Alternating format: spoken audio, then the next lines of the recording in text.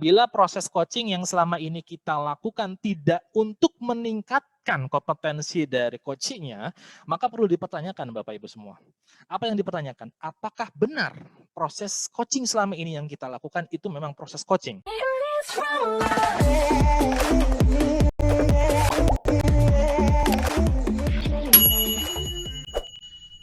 Halo, apa kabar semuanya? Di sini siapa yang sudah pernah ketemu dengan saya sebelumnya? Ada? Sudah pernah ya? Oke, terima kasih. Kalian di depan? Oh, baru ya? Oke, boleh angkat tangannya, Pak? Oke, terima kasih. Ya, ada pepatah yang mengatakan tak kenal maka tak sayang maka tak cinta. Nah, dalam kesempatan kali ini saya akan memperkenalkan nama agar di sesi-sesi ke depan kita bisa jalan bersama-sama. Seperti itu ya. Nama saya Abi Tia Pratama, Bapak-bapak semua di sini. Bapak-bapak boleh panggil saya Abi, boleh. Panggil juga Abi, tidak masalah. Mana saja di antara dua panggilan tersebut yang nyaman bagi Anda, silakan boleh disampaikan kepada saya. Seperti itu ya. Dan background saya lebih banyak adalah di otomotif. Jadi dulu saya banyak di technical, kemudian pada saat setelahnya saya banyak masuk ke salesnya. Di sales kemudian saya banyak cerita, sampai akhirnya saya saat ini di rekan-rekan semua untuk di level supervisor, seperti itu ya. Dan jika Bapak Ibu semua di sini ingin kenal saya lebih lanjut, silakan di slide ini pun saya sudah sertakan sosial media saya. Jadi Bapak Ibu semua bisa ketemu saya di Facebook, bisa ketemu di Instagram, atau kita bisa ketemu di LinkedIn, seperti itu ya. Atau kalau misalkan Bapak Ibu semua mau berdiskusi lebih lanjut dengan saya, di slide ini pun saya sudah sertakan nomornya, seperti itu ya. Jadi silakan Bapak Ibu semua boleh berdiskusi lebih lanjut kepada saya di luar daripada sesi kali ini. Oke, kalau tadi saya sudah memperkenalkan nama, saya ingin tahu juga dong di sini pesertanya apakah sudah lengkap atau belum. Dan dari data yang saya pegang di sini, kurang lebih ada sekitar 8 peserta ya. Kurang lebih ada sekitar 8 peserta dan di sini semuanya sudah hadir ya. Yang di belakang atas nama siapa? Pak Iwan ya. Oke, terima kasih. Oke, sepertinya sudah hadir semua ya, Bapak Ibu semua.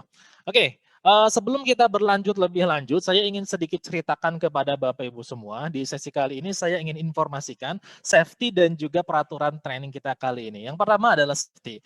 Jadi tadi saya sudah dapat informasi dari tim HSE kita, dari tim HMSI, bahwa hari ini tidak ada simulasi bencana sama sekali. Jadi apabila Bapak Ibu semua mendengarkan alarm di sana, tiba-tiba mendengarkan alarm, maka itu adalah bencana yang sesungguhnya. Nah, apabila hal itu terjadi, maka yang saya harapkan Bapak Ibu semua tetap tenang di sini, tetaplah berjalan dan silakan boleh menuju ke assembly point. Nah, assembly point terdekat dari sini adalah ada di luar ya. Jadi Bapak Ibu semua keluar dari gedung, di sana adalah assembly point yang pertama.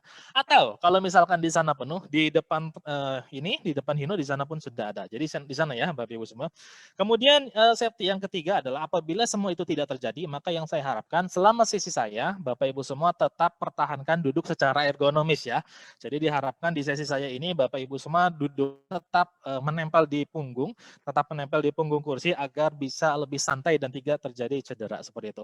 Dan safety yang terakhir adalah apabila Bapak Ibu semua merasa saat ini saya ngantuk, saya capek atau misalkan ada tidak enak badan, please jangan sungkan, silakan boleh acungkan tangan, kemudian silakan boleh menuju ke kamar kecil atau menuju ke klinik. Klinik posisinya ada di bawah ya, Bapak Ibu semua. Oke, itu adalah safety-nya. Dan peraturannya di training kita kali ini adalah yang pertama, saya harap Bapak Ibu semua bisa on time. Dan di sini kelihatannya semuanya sudah on time ya. Dari 8 peserta ini semuanya sudah on time. Tetap itu dipertahankan sampai dengan sesi ini berlanjut. Dan di sesi kali ini pun semuanya boleh berpendapat Bapak Ibu. Silakan boleh berpendapat, apapun itu silakan boleh berpendapat. Tapi tolong di sini dijaga untuk gantian. Seperti itu ya Bapak Ibu semua. Oke. Dan kemudian saya ingin sedikit cerita, ini sebenarnya adalah sesi kelanjutan dari training-training yang sebelumnya. Jadi kalau kemarin kita sudah membahas mengenai sales planning, bagaimana kita memanage customer, bagaimana kita memanage pekerjaan. Nah, di kesempatan kali ini kita akan memanage, kita akan melaksanakan pembinaan atau coaching dan penyuluhan atau counseling terhadap tenaga penjual. Tentu saja training kita kali ini adalah sesuai dengan SKKNI, yaitu SKKNI nomor 389 tahun 2013. Seperti itu ya Bapak Ibu. Oke, nah training kita cukup padat. Jadi di sesi kali ini saya akan membahas satu poin saja terlebih dahulu. Kita akan bahas satu elemen kompetensi, yaitu kita akan membahas mengenai menerapkan strategi pembinaan dan juga penyuluhan. Oke, jadi ini sudah ada di silabus. Ini pembahasannya ada di elemen kompetensi 1 KUK 1.1. Seperti itu Bapak Ibu semua. Tujuan dari training kali ini adalah Bapak Ibu semua nanti bisa tahu, bisa menjelaskan definisi dan juga cara-cara melakukan coaching yang benar itu seperti apa. Tentunya sesuai dengan SKKN yang tadi sudah saya sebutkan di atas. Dan manfaatnya apabila Bapak Ibu semua mengikuti training ini benar-benar, dari sesi kali ini sampai dengan nanti sesi yang terakhir, yang kami harapkan Bapak Ibu semua akan mampu melakukan coaching dengan baik dan benar. Seperti itu Bapak Ibu. Oke, kita akan masuk ya Bapak Ibu semua, kita akan masuk ke sub pembahasan yang pertama, yaitu memahami definisi dan teknik melakukan coaching. Oke, seperti apa. Dan di sini definisi ini saya ambil dari beberapa definisi, saya setidaknya ambil coba 3 definisi, kemudian setelah itu nanti kita akan bahas tekniknya seperti apa. Kita akan masuk ke definisinya terlebih dahulu. Definisi pertama mengenai coaching, saya ambil dari SKKNI nomor 389 tahun 2013, yaitu mengenai pemasaran. Dikatakan bahwa ternyata pembinaan atau coaching adalah sebuah metode dalam mengarahkan, menginstruksikan, dan melatih seseorang atau kelompok dalam mencapai suatu tujuan untuk meningkatkan kemampuan dan kinerja. Nah, dari peraturan ini, maka sebenarnya kata kunci dari coaching itu adalah ini. Apa itu? Meningkatkan kemampuan dan kinerja, seperti itu.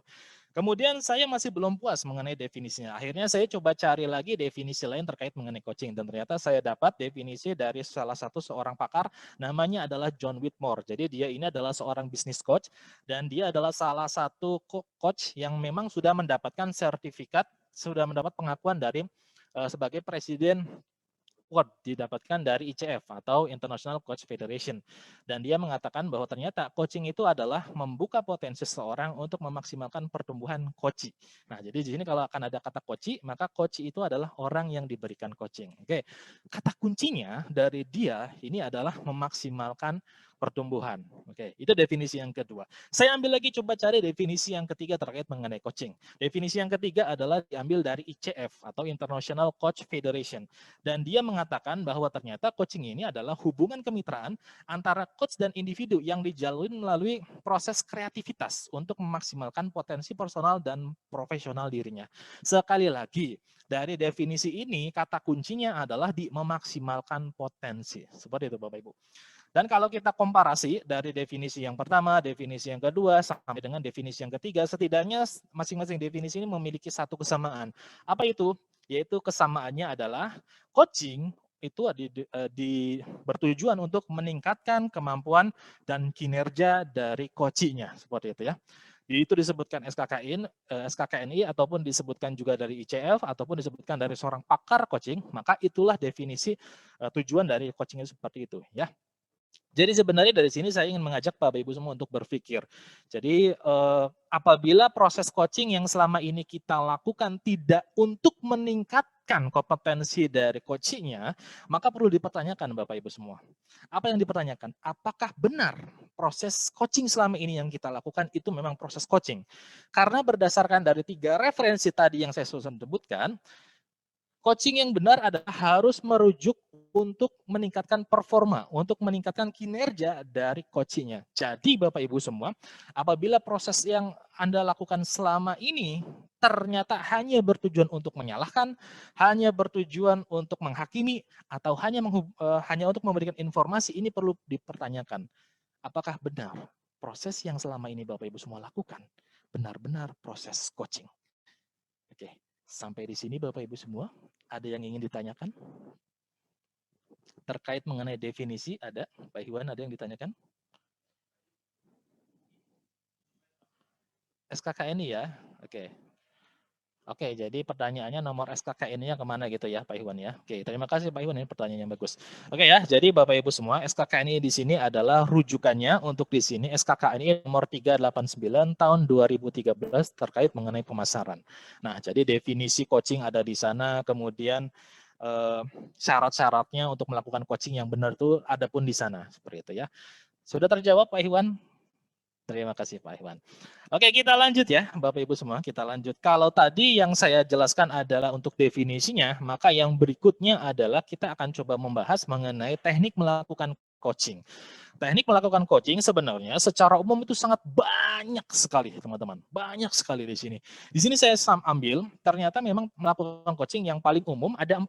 Pertama ada power, yang kedua ada grow, yang ketiga ada ideal, yang keempat ada fuel. Oke, dan semuanya di sini di 4 ini adalah sebenarnya ini adalah akronim atau singkatan. Singkatan diambil dari bahasa Inggris. Oke, di kesempatan kali ini kita tidak bahas semuanya, tidak, karena cukup panjang kalau kita membahas semuanya. Tapi di sini kita akan fokuskan di teknik-teknik, salah satu teknik saja.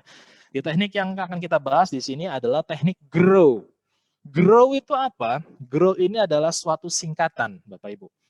Oke, singkatan di mana dari G-nya itu adalah goal, kemudian R-nya itu adalah reality, O-nya itu adalah option, dan kemudian yang terakhir W-nya itu adalah what next. Oke, saya ulangi ya. Goal ini adalah suatu singkatan, di mana G-nya itu adalah goal, R-nya adalah reality, O-nya adalah option, dan W-nya adalah what next. Jadi teknik coaching yang kita lakukan harusnya mengacu kepada di sini. Oke, kalau kita terjemahkan ke bahasa Indonesia, maka terjemahannya adalah seperti ini. Goal itu adalah ketika kita melakukan pertanyaan, ketika kita mengajukan pertanyaan kepada coach, dan pertanyaan ini adalah untuk mengetahui tujuan dari sesi coaching tersebut. Itu adalah pertanyaan goal. Oke, kemudian R-nya itu apa? R-nya itu adalah pertanyaan untuk mengetahui masalah yang saat ini sedang terjadi pada coach tersebut. Oke, jadi kalau goal itu adalah tujuannya untuk mengetahui ini coaching itu fungsinya untuk apa, tujuannya untuk apa, dan di R ini, di reality ini tujuannya adalah untuk mencari masalahnya. Jadi kita mencari sumber masalah dari si coach itu seperti apa. Oke, nah kata kuncinya di sini adalah masalah, Bapak Ibu. Jadi begitu kita menanyakan kepada coachnya, maka ketika kita masuk ke pertanyaan reality, setidaknya harus ada kata masalahnya. Oke, setidaknya harus ada kata masalahnya. Nah, itu yang seharusnya dilakukan. Lanjut. Berikutnya adalah option. Option ini adalah definisinya pertanyaan untuk menanyakan solusi utama, solusi kedua, solusi ketiga, dan juga solusi alternatifnya. Kata kunci di sini adalah option itu terkait dengan solusi. Jadi, ketika kita menanyakan pertanyaan ini, idealnya di sana harus ada kata-kata solusi. Oke, harus ada kata-kata solusinya. Oke, nanti kita praktekkan ya, Bapak Ibu. Kemudian yang berikutnya adalah yang terakhir kita tutup dengan what next. What next ini adalah apa yang akan dilakukan oleh si coach ketika sesi coaching ini terus lanjut. Jadi gampangnya what next ini adalah pertanyaan ketika coaching itu sudah berlangsung, nih sudah selesai, kemudian si coach ini mau ngapain, apa yang akan dia lakukan, kapan dia akan melakukannya, bagaimana jika ini tidak terjadi, bagaimana jika itu tidak terjadi. Di sana kita gali pertanyaannya. Nah, Bapak Ibu semua, yang menarik dari coaching adalah di sini kalau Bapak Ibu semua lihat dari goal, reality, option sampai dengan what next, ada satu kesamaan. Apa itu? Yaitu ini bentuknya adalah pertanyaan. Oke, dan memang ketika kita mau meningkatkan performa seseorang, alangkah lebih baiknya adalah dengan bentuk pertanyaan. Bukannya dengan bentuk menghakimi, bukan dengan bentuk ini, itu, tapi pertanyaan. Karena dia akan langsung masuk ke dari dalam coachnya itu sendiri. Maka solusinya coach ini akan bisa benar-benar melakukan. Kenapa? Karena coach ini yang ngomong. Bukan kita yang menjelaskan. Karena kita hanya memacu saja untuk memberikan solusinya seperti apa. Oke, seperti itu ya, Bapak Ibu semua. Oke, dan saya juga ingin informasikan kepada Bapak Ibu, kalau kita melakukan coaching, haruslah berurutan. Jadi kita lakukan pertanyaan goal terlebih dahulu, kemudian ketika sudah selesai, ketika kita sudah mendapatkan, coachingnya juga sudah jelas tujuannya itu mau ngapain, kita masuk ke pertanyaan berikutnya. Pertanyaan berikutnya adalah pertanyaan di option-nya.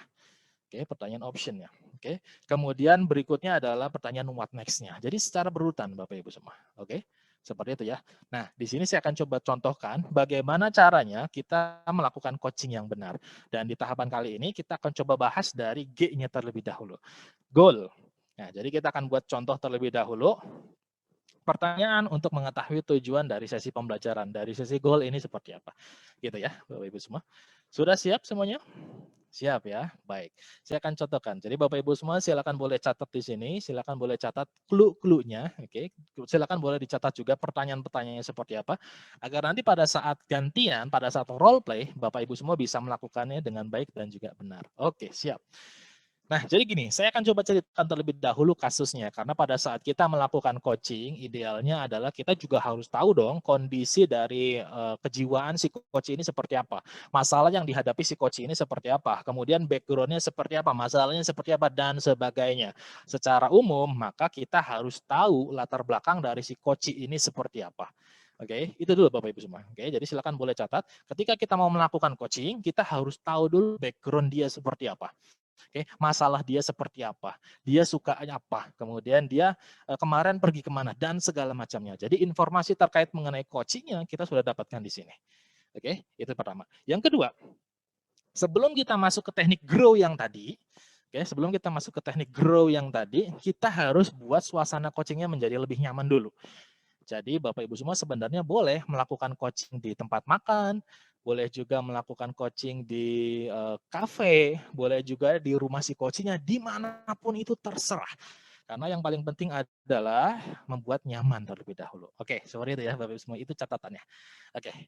Nah, saya akan ceritakan dulu background-nya. Jadi background si coaching-nya ini adalah ternyata dia ini adalah salesman Anda. Nah, jadi Bapak Ibu semua di sisi kiri, Bapak Ibu semua di sisi sana ya, di sana itu ada tulisan coach. Oke, coach itu adalah salesman Anda. Ya, coach itu adalah salesman Anda. Coach itu adalah Anda. Nah, saya akan ceritakan background si coach-nya. Coach-nya ini adalah salesman Anda yang kemarin jualannya tidak bagus, oke. Bulan sebelumnya dia sempat jualan. Tapi di bulan kemarin dia tidak jualan. Nah, ada masalah di sana. Kemudian Anda memanggil dia untuk memecahkan masalah tersebut agar performanya naik. Itu background-nya. Jelas ya Bapak Ibu sampai sini background-nya? Jelas. Oke. Kemudian kita akan lanjut. Contoh ngomongnya seperti apa? Kalau sudah jelas, contoh ngomongnya seperti apa? Ini kita Bapak Ibu semua ceritanya sudah melewati suasana, membangun suasana nyaman sudah, background-nya sudah tahu sudah, maka Bapak Ibu semua tinggal masuk ke tahapan untuk grow-nya saja. Grow-nya seperti apa? Saya akan mulai dari sini. Oke. Pertama, si coach-nya yang akan bertanya terlebih dahulu kepada si coach-nya. Misalkan pertanyaannya begini. Apa yang kamu ingin capai bersama perusahaan ini? Oke. Kemudian si coaching-nya akan menjawab seperti ini. Oh, ya saya sih mau Pak, jualan saya banyak. Ah, Bapak Ibu semua. Di sini saya kasih highlight Bapak Ibu semua. Biasanya kalau awal-awal kita melakukan coaching, nanya pertanyaan goal, pasti di sana goalnya itu masih angawang-awang, masih secara umum lah, masih secara jelas. Oke, di sini kan kalau saya highlight, apa yang ingin kamu capai? Dan jawaban coachingnya sama, bener kan? Saya ingin jualannya banyak, tapi goalnya belum jelas Bapak Ibu semua. Kok belum jelas? Iya, banyak itu berapa? Angkanya berapa? 1 kah, 2 kah, 3, 4, 5, atau berapa? Nah, itu yang perlu kita gali pada saat ke pertanyaan berikutnya. Oke. Jadi pertanyaan goal itu tidak cukup hanya satu, tapi berlanjut ke pertanyaan berikutnya. Contoh, menurut kamu penjualan banyak itu berapa? Kemudian si coach-nya akan akan menjawab seperti ini. Kalau menurut saya Pak, penjualan banyak itu ya 4. 4 unit truk per bulan itu banyak. Oke, di sini ada catatan Bapak Ibu semua ya. Jadi ketika kita sudah melakukan ini, maka coachingnya sudah mulai dapat tuh Bapak Ibu semua. Oke, sudah mulai dapat. Kita juga sudah mulai dapat waktu ini ya unitnya berapa lebih jelas. Nah kemudian setelah itu kita bisa detailkan lagi. Oke, kita bisa detailkan lagi. Saat ini berapa unit yang kamu jual? Oh, saya sih belum jualan Pak. Ya udah. Nah di sana Bapak Ibu semua akan berakhir ketika si coachingnya akan menanyakan, si coachnya akan menanyakan, saya akan bantu kamu. Jadi di sini tujuannya jelas. Tujuan dari coaching ini adalah saya ingin bantu kamu agar jualannya bisa 4 unit per bulan. Oke. Nah, selesai di sana, itulah pertanyaan dari goal. Oke, sampai di sini Bapak Ibu semua ada yang ditanyakan?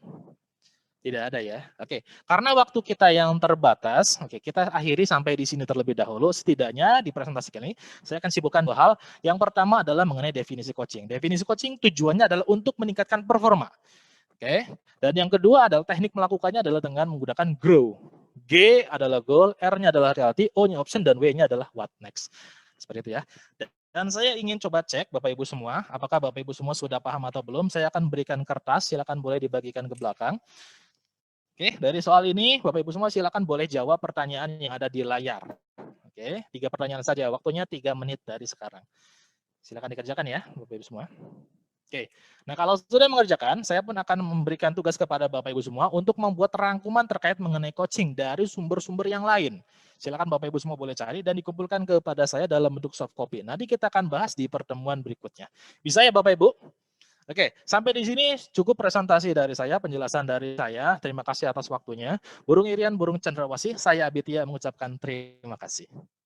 Silakan, boleh dikumpulkan Bapak Ibu tesnya. Ya, terima kasih. Terima kasih ya Bapak Ibu ya.